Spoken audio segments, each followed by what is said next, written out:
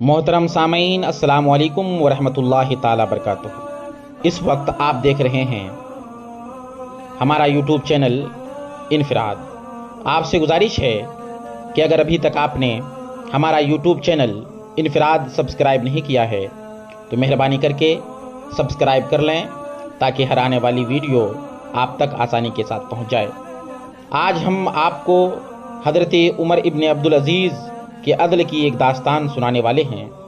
हसन कतार कहते हैं कि मैं हज़रत उमर के ज़माने खिलाफत में बकरियों के दूध धोया करता था। चुनांच मैं एक दिन एक चरवाहे के पास से गुजरा तो मैं क्या देखता हूँ कि उसकी बकरियों के रेवड़ में 30 के करीब भेड़िए हैं।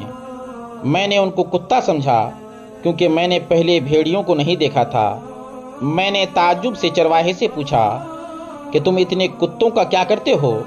तो उसने मुझे जवाब दिया कि बेटे, ये कुत्ते नहीं, ये भेड़िए हैं। मैं शशदर रह गया, हैरान रह गया और कहा कि अल्लाह बेऐब है, भेड़िए बकरियों की झुरमुट में हैं और उन्हें नुकसान भी नहीं पहुंचा रहे हैं। तो उस चरवाहे ने कहा कि जब सर ठीक हो तो जिस्म पर कोई तकलीफ नहीं आती, यानी ये अमीरुल मोमिनीन की अदल की बरकत है। मूसा बिन ऐमनुर राई कहते हैं वह मोहम्मद बिन उयैना की बकरियां चराया करते थे और हालत ये थी, शेर और बकरी और दूसरे तमाम जंगली जानवर एक ही जगह होते और कोई किसी पर हमलावर न होता। एक रोज़ ऐसा हुआ कि एक भेड़िया एक बकरी को उठा कर ले गया। यह हालत देखकर मैंने कहा कि मालूम होता है कि उमर इब्न अब्दुल अज़ीज़ का इंतकाल हो गया है।